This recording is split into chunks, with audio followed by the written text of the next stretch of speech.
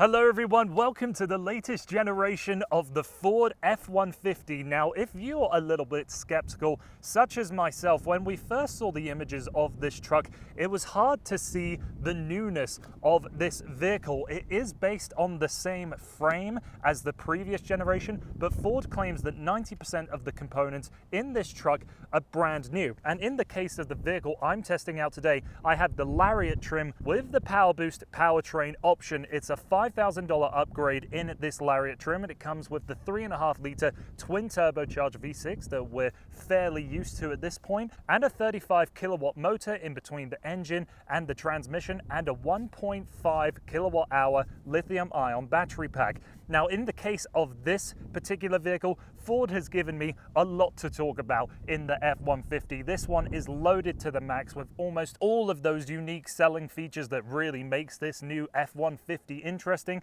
And for me personally, I am quite a fan of hybrids, so being able to test out this truck and seeing what a hybrid truck is like has been a very interesting experience for me, which I'm going to spend a fair amount of time talking about in this review. Now, we've got a lot to discuss in this video, but the essential questions I want to ask is, how does the hybrid system stack up? How well does it work? Are all of the unique features of the F-150 worth your while? And does this truck feel new? Does it feel worthwhile to get out of your 2019-2020 model and go into the new 2021 versions of this F-150? And of course, find out if this truck is still a segment leader. So let's hop inside and go for a drive. Okay, so I'll get on my soapbox for just a minute to talk about why I personally love hybrids in day-to-day driving, your regular commute.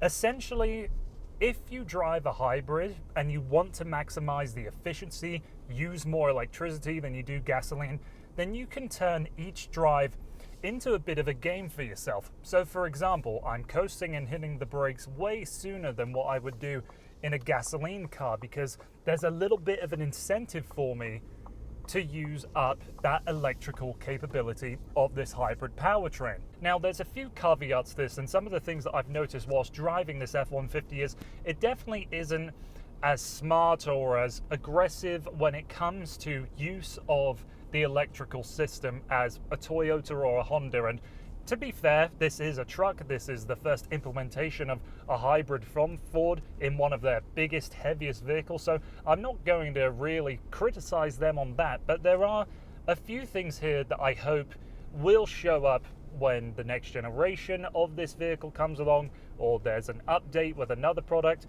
So let's get into it. First of all, there is no EV mode button. There's no way to fix in EV driving if you are in the situation of going up and down a parking lot or a really slow driving zone. That's something I would like to see. It does seem like more often than not, the engine needs a little bit of a suggestion to turn off. So if you're getting off of the highway and you've got that long on-ramp, the way I've been driving this vehicle is just lightly tapping on the brakes as I get in the safe enough zone, because that suggestion will tell the engine it should shut off and that it could go into hybrid electric mode. And in every situation where I haven't applied a little bit of braking, the engine just keeps idling in the background. So it's obvious to me that Ford hasn't been as fuel efficiency minded as I think they could have been with this hybrid, but I wonder if that was purposeful. I wonder if it would be too big of a step for truck owners, traditional truck owners, to have this be their first hybrid and it be that kind of aggressiveness and always sorting for that final little bit of electricity to be used that you could find in a Toyota or a Honda hybrid. A couple other small notes I'll make about the hybrid driving, then I'll talk about regular driving because it's already been a significant part of this video already. This vehicle isn't totally silent. It has those external speakers that all hybrid electric or pure electric cars have to have when driving at low speeds, because they need some audible noise for pedestrians to have a little more awareness. But that external speaker system is so loud that even in pure electric drive, going in a parking lot, you will hear that more than anything. So a pure silent drive in the Ford F-150 PowerBoost isn't all that likely to happen. And over my week of driving this F-150, at this point of making the video, I have about 550 kilometers on the clock. 91 of those have been electric drive, so a fairly substantial amount. But the fuel economy is nowhere near the rating that Ford has attached to this PowerBoost system. As you'd expect out of any hybrid, the F-150 PowerBoost does have regenerative brakes, but they're never really part of the driving experience. Just coasting along now, it's not decelerating at any more aggressive of a rate than what a normal truck would do, coasting to a stop. You can sense there is a little bit different of a driving experience when using the brake pedal, because right now I'm coming to a complete stop, the engine is off, and by the time I let off of the brake, it will have quite an aggressive lurch forward. If there's anything that I could request Ford improve with this vehicle, it would be that braking feel. That just 1, 2, 3 kilometers an hour seem to happen a bit too quickly, and oftentimes to get off of the line smoothly is a challenge. You'll likely always engage the engine to properly get off a line. You might use that first couple feet of rollout with electricity, but after that, not really. Again, this might be a conscious choice by the Ford engineers to make this PowerBoost seem like a normal truck. I don't know how many truck owners there are out there that are willing to move into a hybrid for the first time and want it to feel like a Prius. This is a very good progression of having this hybrid capability, but doesn't really push the boundaries, except for the fact that this is the first time that Ford has put this kind of a system in one of their trucks. To sum up my thoughts on the PowerBoost, it would be the first engine or powertrain choice I would go for if I was personally buying an F-150, because, as I've said at the beginning, driving hybrids is more interesting day to day. It makes my regular day-to-day commute more enjoyable. But for other aspects of driving, this F-150 is tremendous. If you didn't have the hybrid powertrain to talk about, you would have so many other great things to say about driving this vehicle day to day. With 430 horsepower and 570 pound-feet of torque from the PowerBoost output, it has an incredible amount of power ready to go. And with the 10-speed automatic transmission, in my time driving it, it has been fairly seamless. There's been a couple of hiccups here and there, especially when the transmission is cold, but nowhere near as bad as what it was when I recently tested out the Ford Explorer, which I was fairly convinced that car wasn't put together properly. Whether you're in pure electric mode or going down the highway at 110, just like the vehicle that came before it, this F-150 is surprisingly quiet and refined on a long highway drive. Steering is weighted nicely, the vehicle feels quite maneuverable, and you certainly have that low speed jostling as you'd expect from a truck with a solid beam rear axle. But when you're going at a decent pace on the highway, it's remarkably smooth. And here's something that I really appreciate Ford has done with this new F-150. So you have normal cruise control, adaptive cruise control, and intelligent cruise control.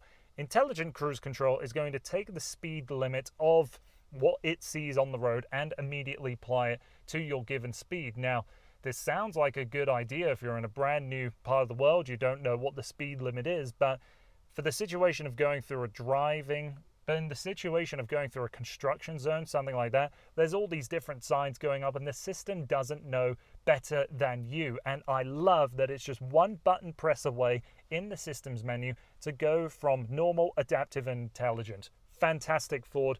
Amen to you. I hope every other manufacturer follows this principle. Now, the driving experience is one element of the F-150 that had to be discussed, but the other big point of discussion is the interior and all of the features that have come along with it. So I'm going to park up now so I can label and describe and go into depth of all of the new features, or if you're a little bit cynical, the gimmicks of the new F-150. As I mentioned at the top, 90% of the components in this F-150 are new compared to the previous model year. And if you were like me, you saw the pictures of this when it first was debuted.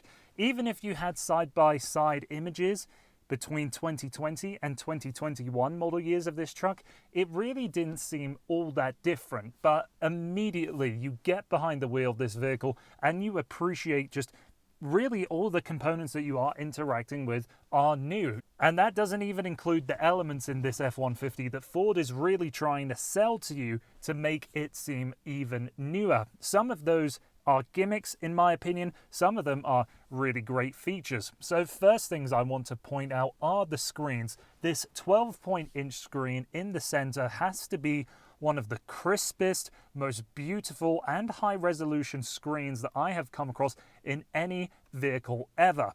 Personally though, I wouldn't go for the 12-inch screen because you've got Apple CarPlay and Android Auto and a few good sub-menus, but it doesn't feel like the larger size brings anything new to the table.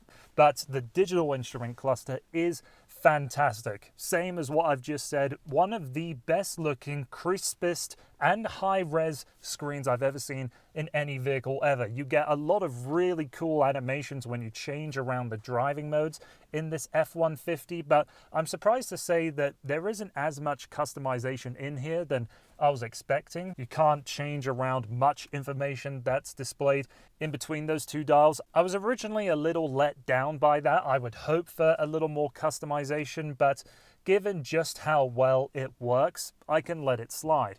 And perhaps the last big thing to talk about in terms of gimmicks is the work surface package. It's a $200 option that essentially allows you to do this.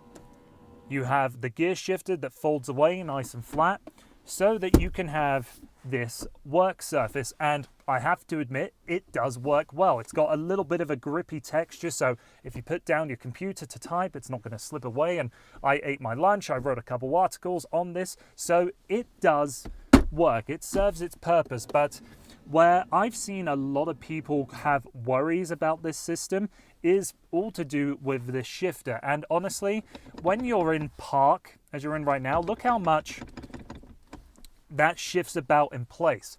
That's annoying. It is very rigid when you're going from reverse to drive and all that, but just in this position here, this bothers me. And I can't help but think, couldn't this feature just exist without the additional upcharge in price and have more confidence in reliability if Ford just used a column-mounted shifter or they used a rotary wheel like you'd find in a Ram?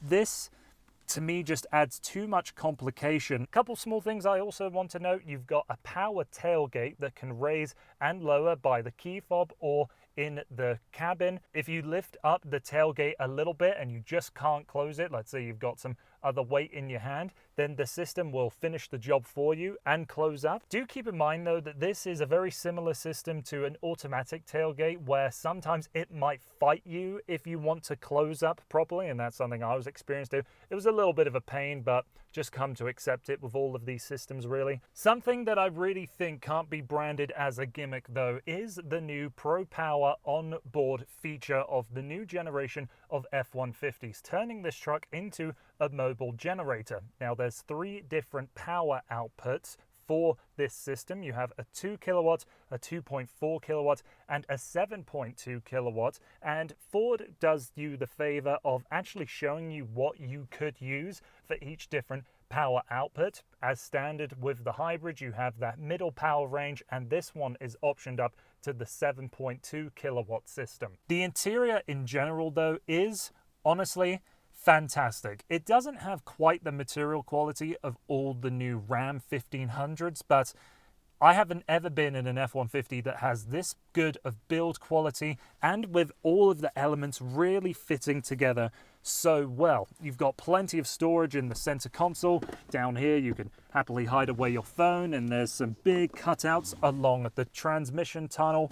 Opening this up is huge. You could maybe store 2 or 3 big gallons of milk in here, and there's also a little bit of open storage space above the glove box right there. That's always handy. The door cards are multi-tiered. There's a little bit of storage up here, and of course, being the Super Crew in the back seat, it has as much space as something like a Mercedes S-Class. It's incredible. If you live in a really tall family or have a really tall friend group, the F-150 Super Crew is basically luxury at its best. Few other things to note: I found these seats incredibly comfortable over long distances. I really like the steering wheel, and even though there seems like quite a few buttons on the steering wheel, it isn't like the new Ford Escape where they're all quite tiny and you have to really be careful which one you click. These ones are big and chunky enough that you can select any of them with your thumb. This vehicle that I'm testing out has the B&O Unleashed sound system with the speakers in the headrest, and this is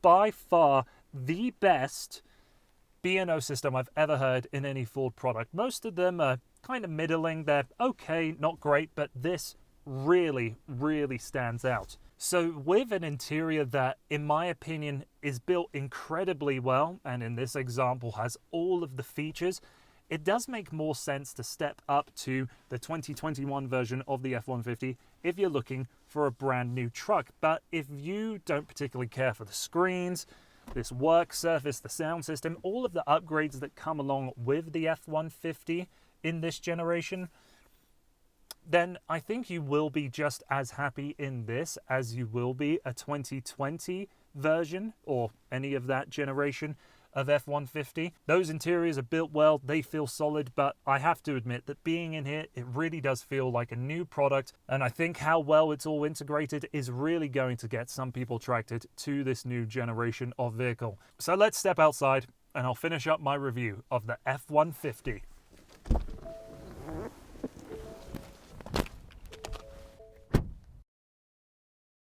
So how do I wrap up my thoughts with the new F-150?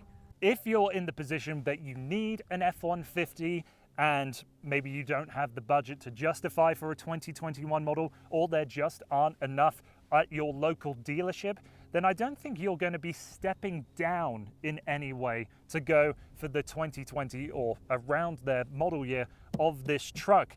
If you want the hybrid, if you want any of the features inside, then the F-150 certainly feels new, and it certainly feels worthwhile that new generational claim. If you get into this F-150, it will feel new, and it will feel like Ford has progressed this truck further to be more capable, more refined, and in the case of this PowerBoost model, more efficient. So thank you very much for taking the time to watching this video. Please don't forget to like, comment, subscribe, all of those other wonderful things. Really helps this channel out a lot. Really appreciate you watching. Hope to see you again soon.